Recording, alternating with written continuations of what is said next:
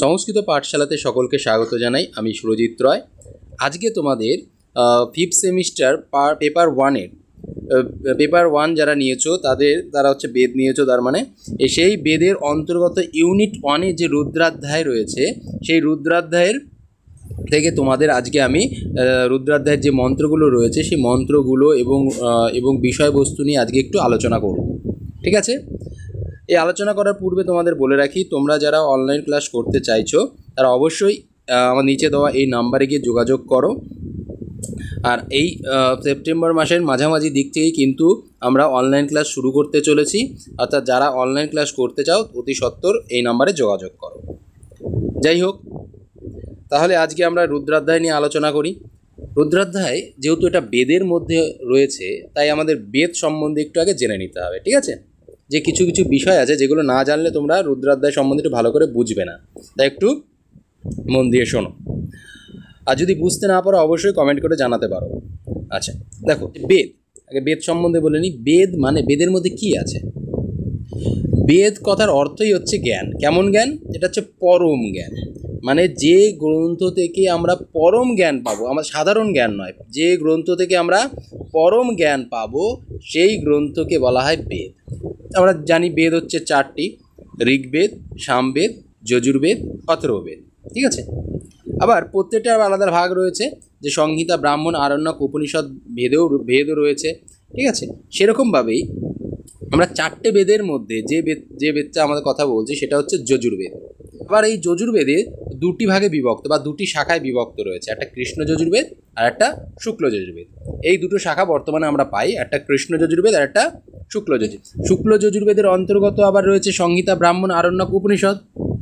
এই শুক্ল যজুর্বেদের মধ্যে সংহিতা ভাগের মধ্যে, অর্থাৎ শুক্ল যজুর্বেদের সংহিতার অন্তর্গত 16তম অধ্যায়, অনেক 40টা অধ্যায় আছে, তার মধ্যে 16তম অধ্যায় হচ্ছে এই রুদ্রাধ্যায়। শুক্ল যজুর্বেদ এই সংহিতাটাকে বলা হয় বাজসনীয় সংহিতা। অর্থাৎ বলতে পারি শুক্ল যজুর্বেদের একটা ভাগ হচ্ছে বাজসনীয় সংহিতা। সেই বাজসনীয় সংহিতার 16তম অধ্যায় হচ্ছে রুদ্রাধ্যায়। তাহলে যদি প্রশ্ন আসে যে তোমাদের যে রুদ্রাধ্যায়ের উৎসটাকে বলো, তখন তোমাদের কি বলতে হবে? শুক্ল যজুর্বেদ সংহিতার অন্তর্গত 16তম অধ্যায় হচ্ছে রুদ্রাধ্যায়। এই রুদ্রাধ্যায়ে মাত্র 14টা মন্ত্র পাওয়া যায়। ঠিক আছে? রুদ্রাধ্যায়ে মাত্র কটি মন্ত্র পাওয়া যায়?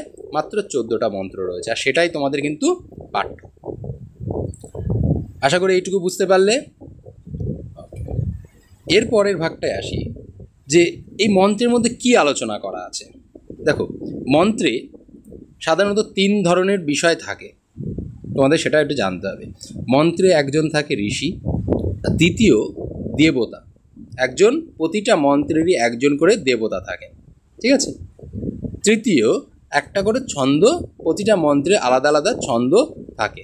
ঠিক আছে? তাহলে 3 ধরনের জিনিস পাচ্ছি, এক ঋষি, দেবতা আর ছন্দ। ঋষি ভিন্ন ভিন্ন হতে পারেন। প্রজাপতি ঋষি আছেন বা কুৎস ঋষিও অনেক সময় দেখা যায়। ঠিক আছে? আর দেবতা হচ্ছেন রুদ্র। আর ছন্দ যদি কথা বলি, ছন্দ সাধারণত অনুষ্টুপ ছন্দে বেশি এখানে তোমরা দেখতে পারবে। এই প্রতিটা মন্ত্রের দ্বারা কি করা হয়েছে?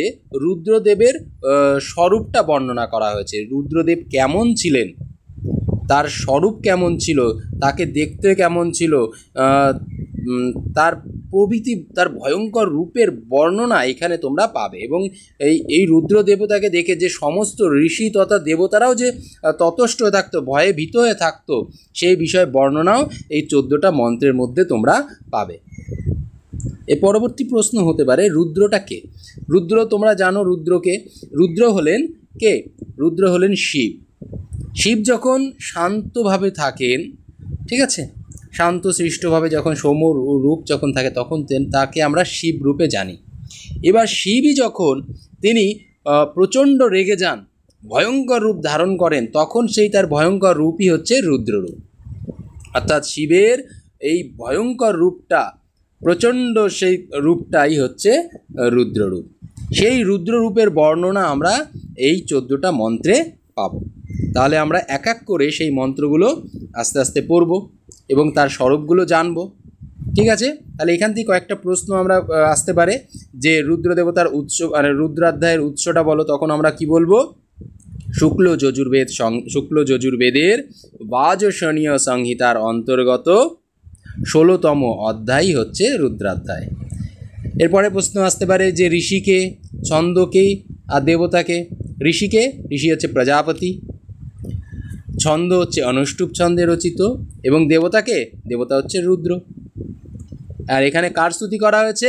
এই 14টা মন্ত্রের দ্বারা রুদ্র দেবতার স্তুতি করা হয়েছে।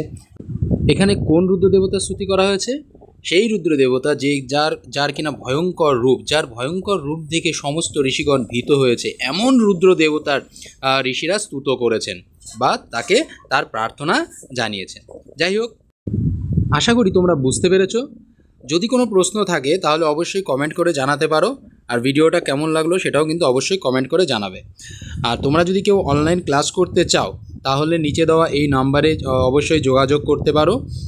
আর আমরা কিন্তু খুব তাড়াতাড়ি, অর্থাৎ এই সেপ্টেম্বর মাসের মধ্যবর্তী মাঝখান থেকেই কিন্তু আমরা ক্লাস শুরু করতে চলেছি। মোটামুটি মনে করো 15-20 তারিখ থেকে এই ক্লাসটা শুরু করে দেবো।